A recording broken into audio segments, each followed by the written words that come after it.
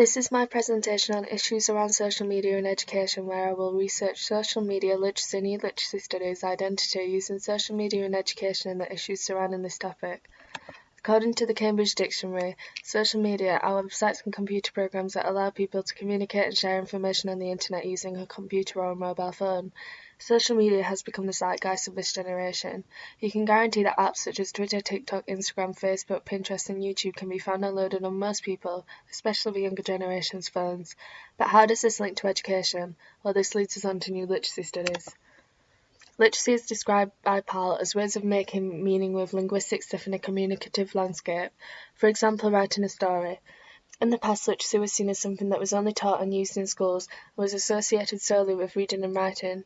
However, it is now becoming seen as something that can be used in various different environments in everyday life. This is as a result of new literacy studies. What is new literacy studies? New literacy studies is an approach to literacy and language learning that looks at how literacy is used in everyday life, from literacy events like guided reading at school to reading a newspaper in a cafe.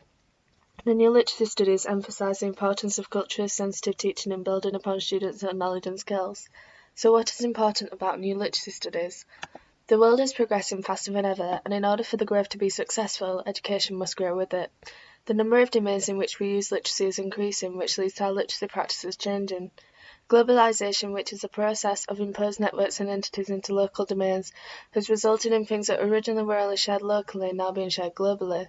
Therefore, we need to adapt our way of learning to fit the modern world, which is why new literacy studies is so significant. As said by Street, if we want learners to develop and enhance the richness and complexity of literacy practices evident in society at large, then we need curricula and assessments that are themselves rich and complex and based upon research into actual literacy practices. So with all these new changes, and new literacy studies stressing the importance of modern day activities, should literacy be used? Does this mean we should incorporate the use of social media into education?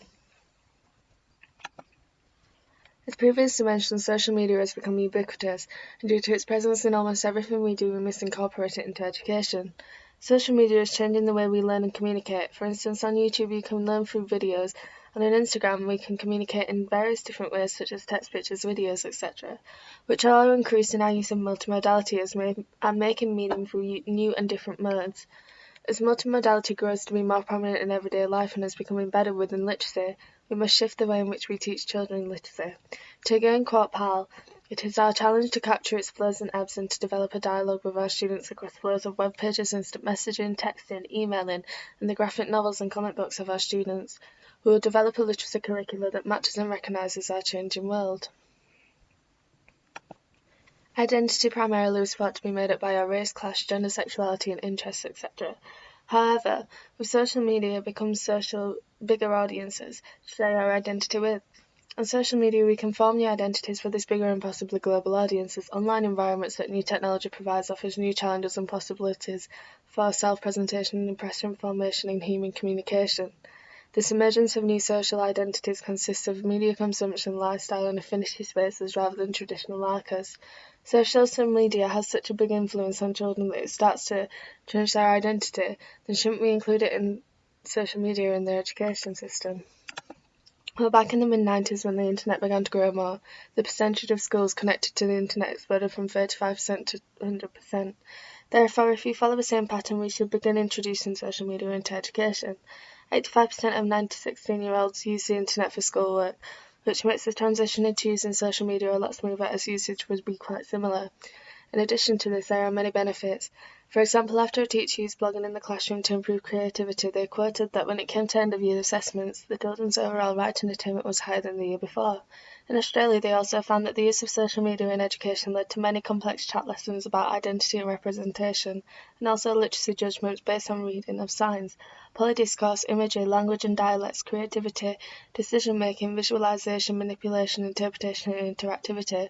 And these are the kind of learnings that are deemed critical for the global network society.